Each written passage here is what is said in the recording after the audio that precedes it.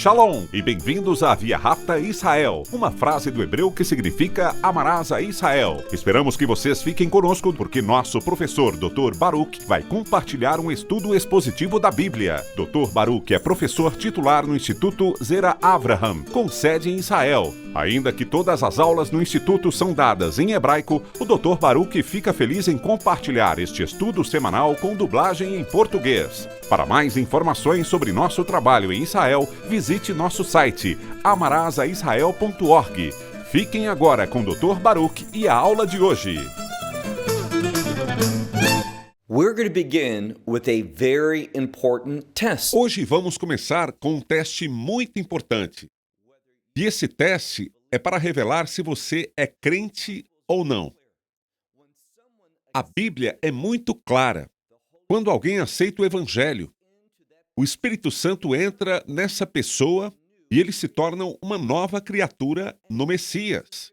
Agora, o que dizem as Escrituras? Todas essas coisas formais não existem mais. Elas passam, pois todas as coisas são renovadas. E entre o que é novo está a nossa mente. Nós vivemos agora com a mente renovada. E será que isso significa que nós somos sempre perfeitos? Não, nós ainda estamos neste corpo. Ainda podemos desejar o Espírito Santo. Podemos viver em rebeldia com os crentes. Mas não conheceremos a paz quando agirmos assim. Não teremos alegria quando agirmos dessa forma. E posso provar que quando alguém desobedece, essa pessoa não se sentirá confortável em seu relacionamento com Deus. E isso logo a levará ao arrependimento. Em outras palavras, um verdadeiro crente vai querer estar de acordo com Deus. Quando a palavra de Deus diz algo e é clara, compreensível, nós estamos de acordo com Deus. Por que iríamos querer discordar? Por que pensaríamos que sabemos mais do que Deus? Eu digo tudo isso porque estaremos lidando com um assunto muito importante. Um assunto que a grande maioria dos crentes no mundo não aceita. Isso é trágico, porque quando não concordamos com Deus, o que estamos dizendo é: eu me sinto confortável sendo desobediente. Eu não aceito o que a sua palavra diz. Vou repetir. Um verdadeiro crente não pode se sentir confortável com isso. Essa é uma manifestação de que ele não recebeu a verdade da palavra de Deus e, em especial, do Evangelho. Agora, qual é a questão que vamos tratar? Se é aceitável para uma mulher e não homens ensinar. Em outras palavras, se é aceitável que uma mulher seja pastora de uma igreja, que ela ensine a um grupo misto de pessoas, tanto homens quanto mulheres, e que ela tenha essa responsabilidade de ensinar. A palavra de Deus é muito clara sobre isso. Nós estamos estudando o livro de Romanos. Agora, estamos prontos para o último capítulo, o capítulo 16. E no capítulo 16 há uma mulher que se chama Febe. O que sabemos sobre ela é que ela foi usada por Deus e que ela era uma serva de Deus. Nós podemos até usar a palavra ministra, mas nada nesta passagem revela que ela era a líder de uma congregação local, uma igreja local. Tudo o que está escrito é que ela ajudou muitas outras pessoas, incluindo o apóstolo Paulo. Nada em Romanos 16, em seus primeiros versículos, onde ela é mencionada, onde se faz alusão a ela, nada diz que ela está ensinando, que ela é uma pregadora, que ela está fazendo alguma coisa que hoje, infelizmente, em muitas congregações, as mulheres estão fazendo. Isso é interessante. Veja, eu quero que nós possamos nos referir a 2 lugares da Escritura. Os 2 lugares a que quero me referir são: o primeiro é 1 Coríntios, capítulo 14, versículos 33, 34 e 35. O que está escrito nesses versículos? Está escrito que as mulheres, na sua congregação local, devem ficar em silêncio. Mas será que isso significa que elas não podem conversar com os outros? Que não podem louvar a Deus com cantos? Não. Quando olhamos para esta palavra neste contexto, percebemos que se trata de uma consulta, uma pesquisa. É uma palavra argumentativa. Mas precisamos entender que a palavra de Deus vem até nós dentro de um contexto. Antigamente, nas igrejas e nas sinagogas, e até mesmo hoje, quando as coisas estão sendo ensinadas, não é mais como hoje, que é mais uma palestra, ou seja, uma pessoa fala e todos os outros ouvem. É assim que acontece hoje. Mas não era assim naquela época, quando havia muitos questionamentos, muita discussão. O que Paulo está dizendo aqui, e entenda que ele está se referindo sobre o que vemos em 1 Coríntios 14, é que precisa ser feito na ordem de Deus. Portanto, quando chegar a hora de ensinar, debater e questionar, nesse momento a palavra de Deus diz: não sou eu que digo, mas é a palavra de Deus que diz que as mulheres deviam ficar em silêncio. Se quisessem saber alguma coisa, se tivessem alguma dúvida, então, em casa, elas deviam perguntar aos seus próprios maridos. Se elas não forem casadas, elas podem marcar uma reunião com o líder, com o ancião, com o diácono, com o pregador, e então discutir sobre essas coisas, mas não de forma pública, onde há discussões. Por quê? Porque isso pode trazer desordem, pode trazer ressentimentos. Então, isso que a palavra de Deus diz. Agora quero me referir a um segundo lugar, um lugar muito importante, que é encontrado em 1 Timóteo, capítulo 2. Aqui, novamente, começando nos versículos 10, 11, 12 e seguintes, nós descobrimos que Paulo está instruindo o jovem Timóteo a liderar congregações, dizendo assim: eu não permito, olhe no versículo 12, eu não permito que uma mulher ensine ou usurpe, ou seja, desafie a autoridade de um homem, ou seja, o posicionamento de Deus para esta função que é para um homem. Isso não deveria ser feito. Fica muito claro quando olhamos para essas passagens em 1 Coríntios 14 e em 1 Timóteo capítulo 2, não há nada confuso. Pelo contrário, tudo está bastante claro. As pessoas dizem o tempo todo: sabe, isso é daquela época, os tempos e a cultura mudaram, as mulheres têm um pensamento diferente, uma posição diferente hoje do que tinham naquela época. Isso pode até ser verdade, mas não é o que a palavra de Deus apresenta como razão. A questão não se limita ao tempo. Por quê? Bem, quando olhamos, por exemplo, o versículo 13, ele nos diz que o homem foi criado primeiro e depois a mulher, segundo Gênesis capítulo 2. Além disso, nós vemos no próprio versículo, o versículo 14, nós vemos que a mulher, no jardim do Éden, foi enganada, não o homem. Então, é uma consequência de duas coisas. A primeira, o homem foi formado antes, e a segunda, nós sabemos que a mulher foi enganada. Em sua opinião, Deus é livre para você? Ele é soberano? Ele realmente é Deus, de forma que, se ele disser: eu não permito que uma mulher fale na igreja local, neste contexto de discussão e debate de passagens de forma pública, eu não permito que ela ensine de maneira formal, desafiando a autoridade sobre os homens. Será que Deus tem o direito de incutir isso para manter a ordem que ele quer? Será que Deus pode dizer, já que a mulher foi enganada no jardim do Éden, que uma das consequências é que ela não ensine, não desafie a autoridade sobre os homens? Depois, nós vemos outra coisa nas Escrituras, nessa mesma passagem, nós vemos que a palavra de Deus veio pelos homens. Deus a colocou e foi ele que a distribuiu. Mas a palavra de Deus só veio para as mulheres. Então a palavra veio de um homem para as mulheres. Tudo isso é a razão bíblica para Deus afirmar: eu não permito. E Paulo escreveu isso: eu não permito que uma mulher ensine ou usurpe a autoridade de um homem como pastor, pregador, etc. E eu digo isso por causa do que veremos em Romanos 16. como também as pessoas observam o que está escrito lá. Por favor, pegue sua Bíblia agora e olhe comigo em Romanos 16.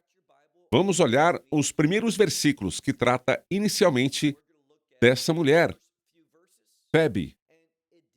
As pessoas usam esta passagem de forma totalmente contrária ao que é dito aqui, tirando-a do contexto, adicionando coisas, interpretando coisas que não estão lá para justificar. Ouça bem, para justificar seu próprio desejo e tentar também justificar sua rebeldia. O que é rebeldia? Eu quero o que eu quero e eu não me importo com o que Deus diz. Não é isso que um crente diz. Pergunte novamente: será que todos nós nos debatemos às vezes com a palavra de Deus? Sim. Será que às vezes nós falhamos com Deus e desobedecemos e entristecemos o Espírito Santo? Sim, somos todos culpados. Mas isso deveria ser a exceção e não a norma. É isso que está escrito. Veja o versículo 1. Romanos capítulo 6, versículo 1, ele diz: mas, que significa que há uma nova questão com a qual ele está lidando, que não continua. Veja o que ele diz, pois está concluindo esta epístola, dizendo: mas eu recomendo. Literalmente, a palavra usada significa apoiar, mas em português usaríamos outro sentido. Mas eu recomendo a vocês, Febe, nossa irmã, que é, e aqui está a palavra que significa simplesmente um servo, alguém que ministra. As mulheres deveriam servir? Sim, deveriam. Elas deveriam ministrar em nome do Messias? Sim, deveriam. E há muitas, muitas coisas que as mulheres podem fazer.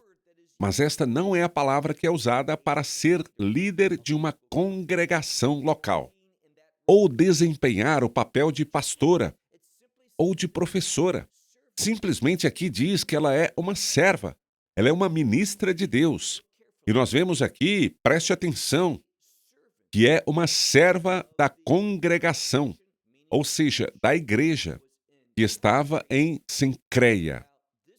Foi lá onde ela primeiro serviu, mas o ministério que ela tinha, como veremos daqui a pouco, ia além disso. Deus a usou poderosamente, mas nada aqui diz que ela ensinava, que tinha autoridade sobre os homens. Paulo não lhe deu ordens, pedindo às pessoas que ficassem com ela.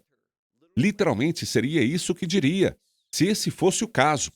Então é tão decepcionante que tenhamos versículos claros em 1 Coríntios 14, versículos 34 e 35. Como também temos versículos em 1 Timóteo, capítulo 2, versículos 11, 12, 13, 14, 15 e 16. Tudo isso você lê, está claro. Então, não devemos olhar para todos eles e ler coisas no texto que não estão lá para justificar o que nós queremos. Não é isso que um verdadeiro crente faz.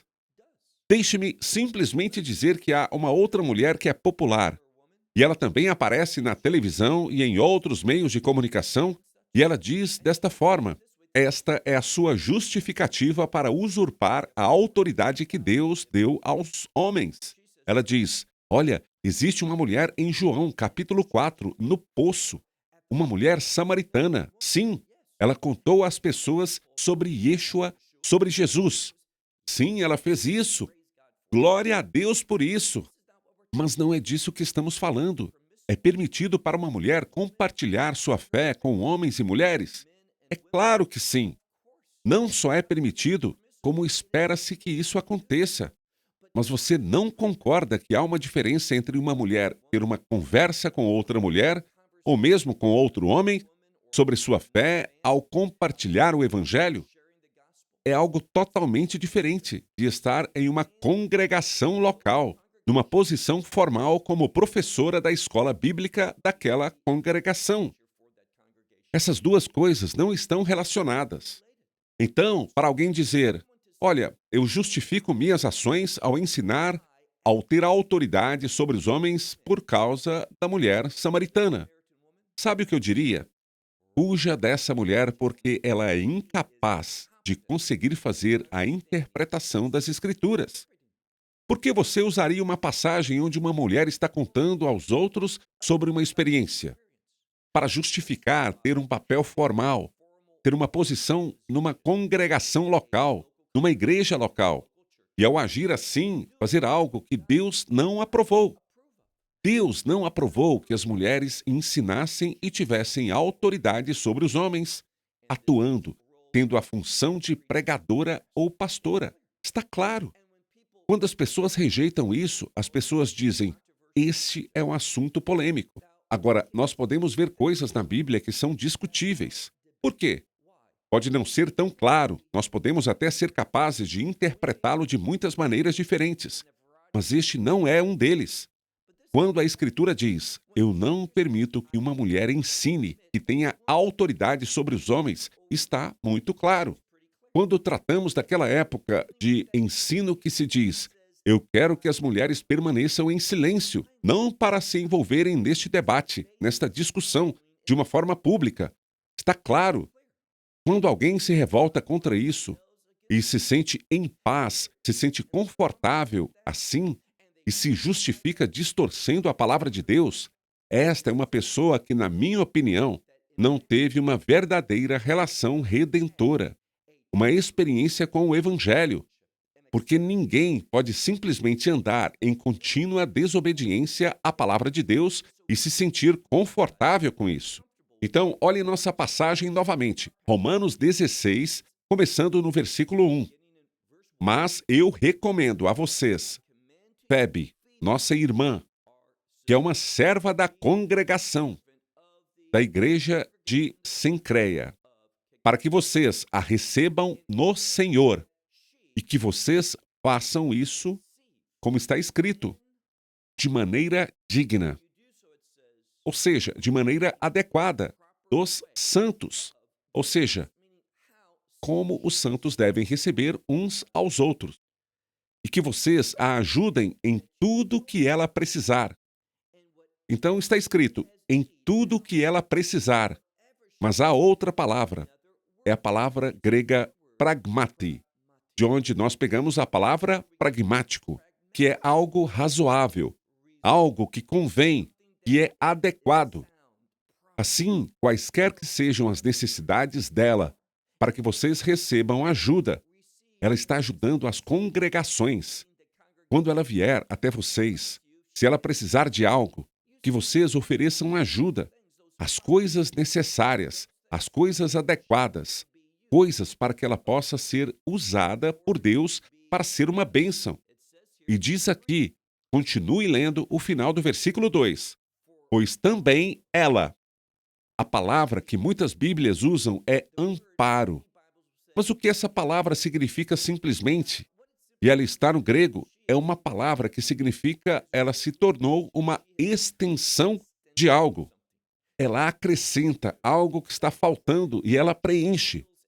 E todas as escrituras dizem, é um termo muito genérico, que ela se tornou uma extensão para muitos, inclusive para mim.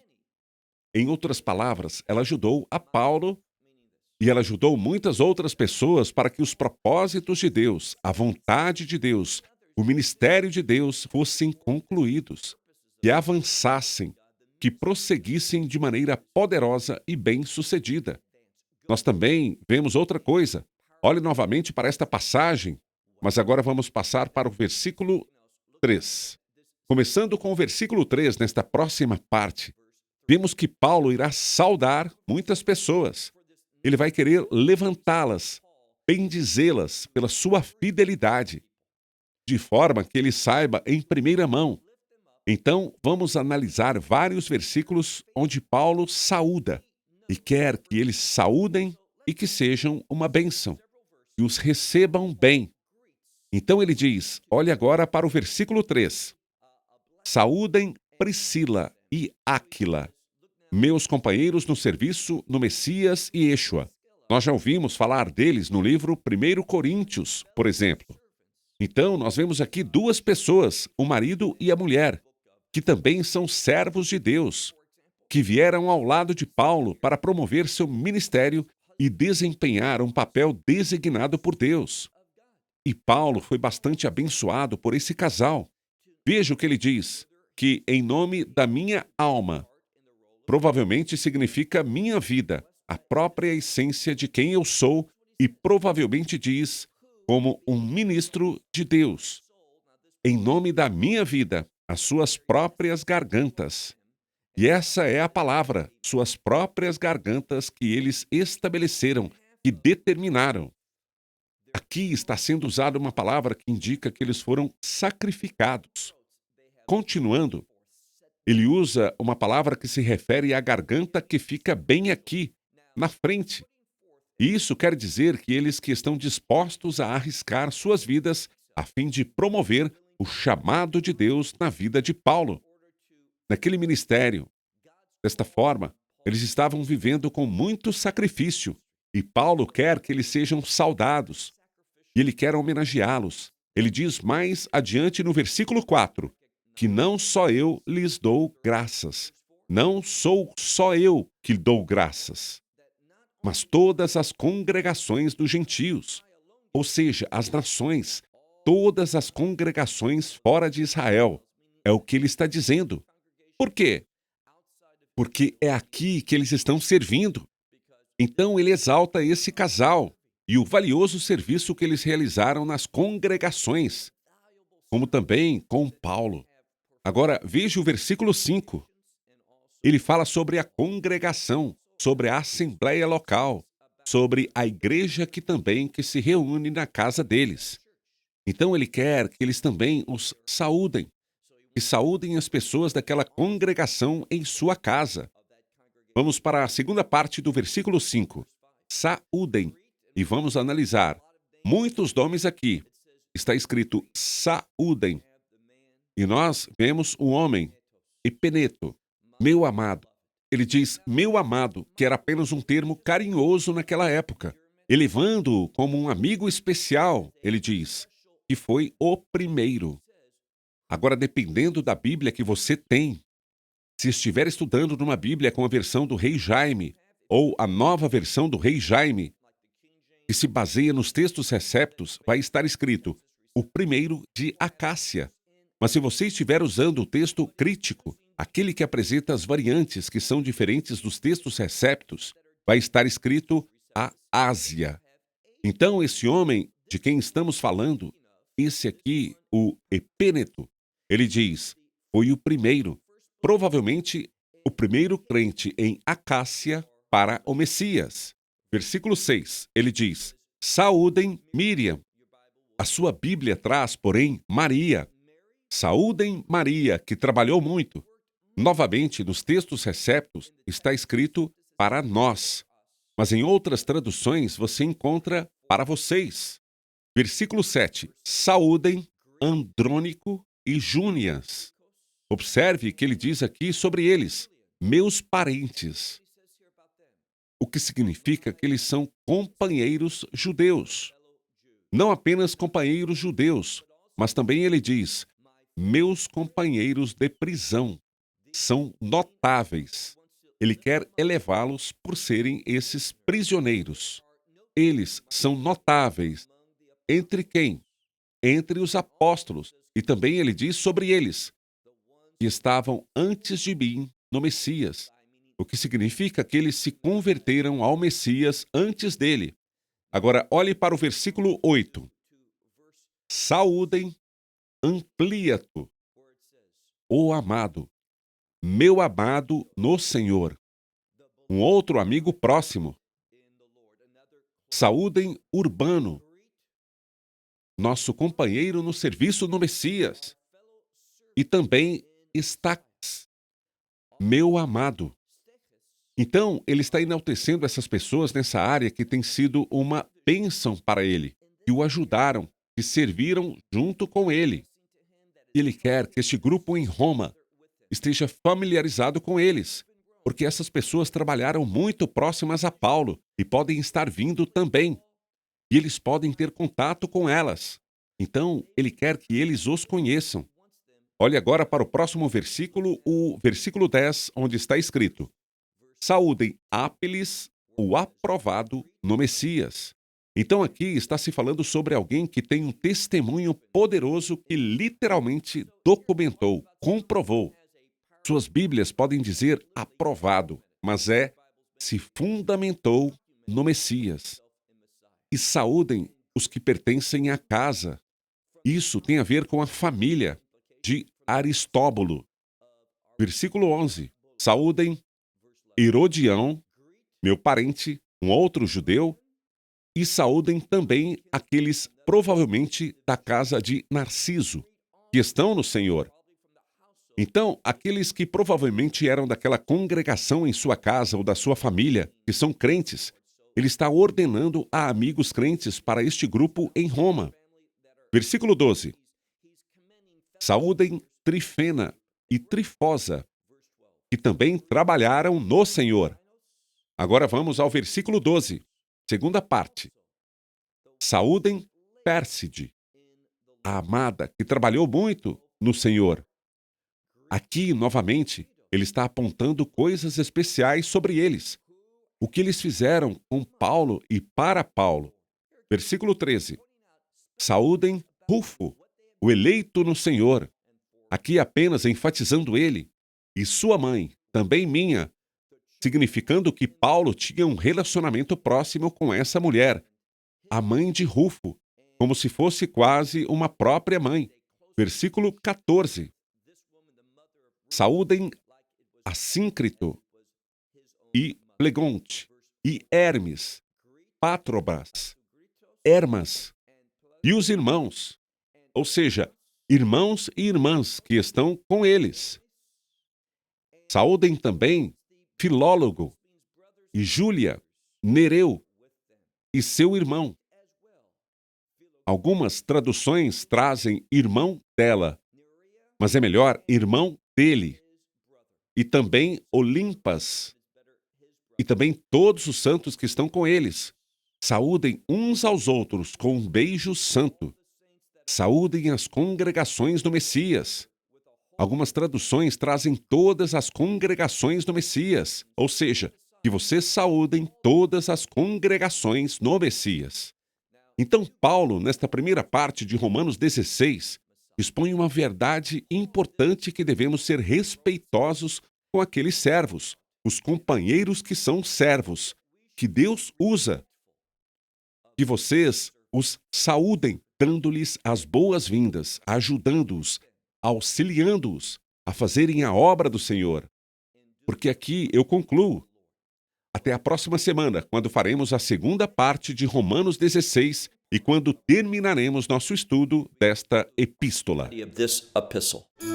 Esperamos que você tenha desfrutado da aula de hoje e que possa compartilhá-la com outros. Te convidamos a participar e nos acompanhar a cada semana, a esta hora e por este canal, em mais um episódio de Amarás a Israel. Para mais informações em português, visite amarasaisrael.org, onde encontrará muitos outros estudos realizados pelo Dr. Baruch. Até a próxima semana. Que Deus, nosso Messias e Yeshua, nosso Senhor Jesus Cristo, te abençoe durante a sua caminhada com Ele. Shalom, desde Israel.